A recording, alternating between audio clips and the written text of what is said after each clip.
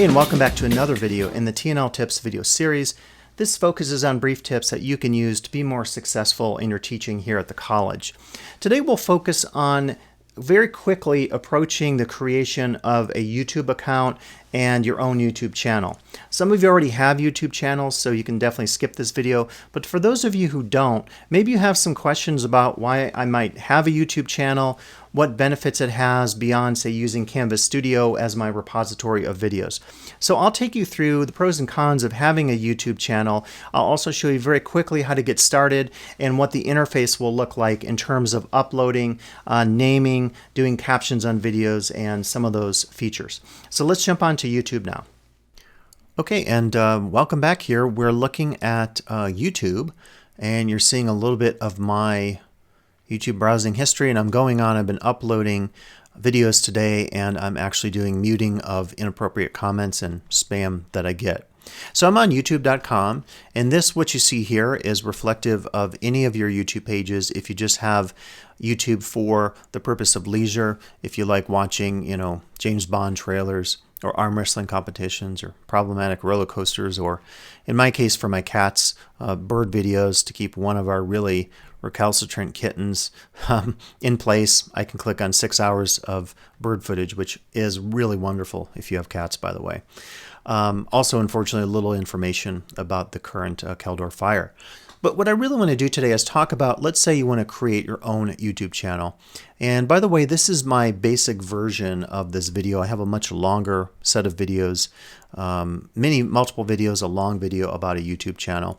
So I'm just going to kind of tell you what a YouTube channel is, why you might want to create one, and opportunities that it offers to you. So when you create a YouTube channel, I won't show you that, but you basically sign up using your Gmail account. If you don't have Gmail, create your Gmail account. It will all ask you to do that. In fact, if you're interested, just going to Google, type in create YouTube account or channel. So your account is your account, but it's also called a channel, kind of like on television, where you're actually giving content, and your content maybe has a specific focus. This tells you all you need to do to create an account. It's really easy. Create that account. You have to put in a lot of information, about your type of account and what you want to call it. And one of the things I would recommend is when you first set up your account, you don't have to do all the fancy stuff. There's a banner image here. This is my trailer video that is selectable, that explains what my channel is all about. And then I can do a lot of things with customization of my channel. YouTube, like anything else, has incredible power where you can create custom trailers, you can feature sections, you can create these individual sections. So if you have something that is based on a particular type of content for your class, like if you're teaching biology and chemistry and you want your biology lectures in one content area and your chemistry in another, you can do that. The playlist feature is a great way to create specific lists of videos, and then anyone who's interested, you could just share your playlist on that, and you can kind of see my content here. 383 music videos. I do a ton of music production on here, and that way what I can do is just share this playlist, the URL of it, with someone, and then if they are interested in my music, they can look at all my music videos just by themselves. So playlists, just like on Spotify, on iTunes, whatever, I think it's called Apple Music now, is really a great way to share content, whether with your students or to just have it for yourself. And by the way, if you create your YouTube channel, you can do both things. You can have it for your professional work, if you're doing some kind of professional work at conferences, or your art to promote some of your work. And then you can also have it for your personal use, and you can have it for your classes. It gets a little confusing, and a lot of the high-end YouTube folks say that you should try to keep content specific, just like on Instagram with your YouTube. Keep it focused on one content area. I don't really do that. I have 3: music, my research and immersive spaces, and education and teaching, but it's just kind of the breaks. I don't want to try to have separate YouTube channels. A lot of us track the stuff that you see in your channel dashboard. This is really nice with the tiles. You can get more information, creator insights. These are really good. Your recent subscribers, your latest post. When you get to a certain amount of subscribers or video content, you get more and more privileges. So when you first sign up for YouTube, you can't do posts to your channels. You have to get, I think, maybe it's 1,000 subscribers to get there. And I have 1,900, which is not a lot. The power YouTube folks out there can have, hundreds of thousands of subscribers, and they have, millions of views just for one video. So certainly the big people, just like in Instagram and TikTok, are often celebrities or people that are influencers. I just saw one today, a group of young women who are getting a new Hulu show were big influencers either on TikTok or Instagram or YouTube. So a lot of times that kind of translates into, celebrity status or impression makers or people who are out there really able to get an audience to watch our videos. There's so many interesting videos, for example, in the world of fashion or makeup design where people get online and show their own techniques, style, fashion, hairstyle, and all that kind of stuff. And they get hundreds of thousands of views. So it's amazing that everything under the sun literally could become the topic of a YouTube channel. I think it's good initially to think about what your subject and content will be, but you can alter that over time and you can kind of suss out over time exactly what your channel will focus on. You don't have to do that early on. I haven't as of yet monetized, and I say as of yet because I thought recently, I spend a lot of time on my videos, particularly my music ones. Would it be helpful? Would that pay for some of my time? I don't like seeing the ads, so I just don't, do that. So also from your dashboard, you're going to be able to access content playlists, your analytics, which are really powerful in terms of telling you about your audience. So in the last 28 days, I got 6,100 views. You can also do this by lifetime. So if I want to look at my lifetime views, I'm up to 594,000. It will also tell me my most viewed video, my video on the Monte Carlo, and its changeover and theme is 58,000. So that's my most popular. I don't have a lot of my educational videos that necessarily are in my top. But if I click on more, I can get more information. I can see things like audience. It's very cool. I mean, this is Google, so they have it really dialed in. And this has everything. It shows me audience. It shows duration of watch, percentage viewed. I can go in and look at the device that people used.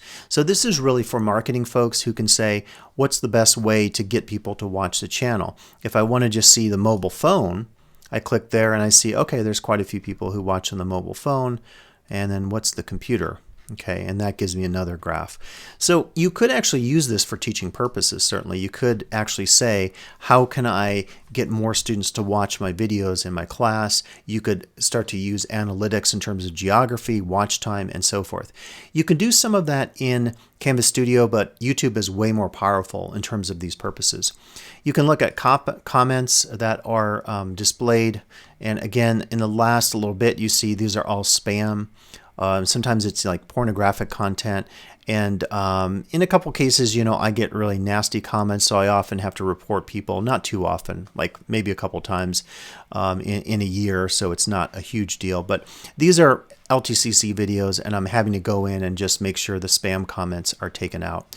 And there are ways to automate that in your system. You can hold things for review, and then that way, if someone does put pornographic comment, inappropriate comments, cussing, swearing, you can easily nip that in the bud and it's not too big of a deal. Subtitles you can click on, and if you do need to change any subtitling and captions, you can go in and do that. Copyright claims, they're very infrequent, fortunately, but it's nice at least that I can go in there and check and see if someone is saying I use copyrighted content. Again, I don't do monetization. Customization is really cool. You can go in and you can do trailers. You can do little things for branding, for people wanting to subscribe to your channel. You can add these little tiles that will play. You've probably seen them, the beginning or the end, or even another section of the video. If you say, hey, watch my other video on a particular subject, you can add that, and in real time people can click on that. And I have to say I'm really bad about that. I wish I had time, but doing the number of videos that I do, I often don't add that stuff. Now the audio library is pretty cool. If you don't do a lot of music like I do, the cool thing is you can use these totally free non-royalty different types of music tracks. So that's really cool. Dance and electronic, ambient, cinematic, and there are quite a few. There's 1,500 different files. So you don't have to do any of your own work on music. You can add these to your beginning or end of your YouTube video, and then you possibly have an opportunity to just include some of that as something to spice up your channel. As far as video editing, I've mentioned this with YouTube. It's really kind of primitive. I don't recommend it, but if you're really stuck and you want to do a very basic, we're not going to go over that today, but if you want to do a very basic edit on a video, you can do that. It's just not very user friendly. And I won't show you that. It's actually something I talk about in my longer YouTube video. So this is kind of just the channel dashboard. Again, when you first sign up for YouTube, you don't necessarily have to do a lot of the bells and whistles, but over time you could develop a little bit more. I talked a little bit about playlists, and we can end on content just to say that your content appears here. You generally have 3 types of publication option: public. You can do instant premieres, which are kind of cool. They do like this hoopla. You can schedule just like with maybe Instagram posts, and you can do it private. So the difference is public, everybody can see. It's fully indexed across YouTube. Unlisted, it's only if you have the link, and it's really not going to come up as much in public services searches. Rather, it will still come up. Private means it's completely private. No one can view it unless you grant permission, and you have to actually go in and do invites by the private video, enter the email addresses. And so that is very restricted. You can just kind of think what you want to include. Again, if you're doing anything, I've said this in the past, with student information, you shouldn't put that publicly on YouTube. It could violate FERPA. It does violate FERPA. So just be sure that if that's going to be an issue, you reach out and talk to me about some ways of editing or even censoring video, or maybe going back and redoing some of those videos that have sensitive student information, because you cannot list that legally under the stipulations of FERPA, and check out my FERPA video for more on that topic. So that is really it. If you really are interested in a YouTube channel, I recommend it. It's definitely better than Canvas Studio because it allows you to create kind of this brand, if you will, even though you're not selling something. If you're really trying to recruit students to your classes, if they're struggling a little bit, it's another way to publicize outside of your self kind of putting up flyers on campus or social media. And the other thing you could think about to that end is when you go in and do your videos, I didn't show you this, but you can do playlists, you can do descriptions. The new chapter indices are really cool. You put them in here, and then your video automatically will have those as you play, and they're labeled there. But what is really cool for marketing purposes, try to get the word out about your program or whatever, your new classes, is put in things like LTCC's hashtag at Lake Tahoe CC from Twitter. Put in hashtags, meta tags that are really going to have some pop and pull in terms of attracting people. So you can just think about what those are. If you're doing something for wilderness studies, you can think of maybe wilderness studies as a meta tag, but then add others as well, like exciting outdoor career, leadership opportunities in the woods, or whatever.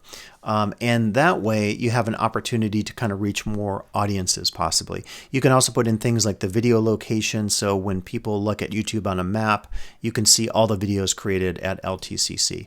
So another tip there, but again, I really encourage you to think seriously about a YouTube channel. If you're at all interested, reach out to me. I'd love to talk to you for hours about the value of a YouTube channel, the fun of it, and also even some of the community that's created among your subscribers and listeners and community members in whatever content area you're developing on YouTube. Okay, that'll do it today here in the TNL Tips video focused on creating a YouTube page. If you have any questions, because I'm a high-end YouTube user, reach out to me. I'll be very happy to answer any of those questions you might have about YouTube, and I'll be back shortly with additional videos in this series.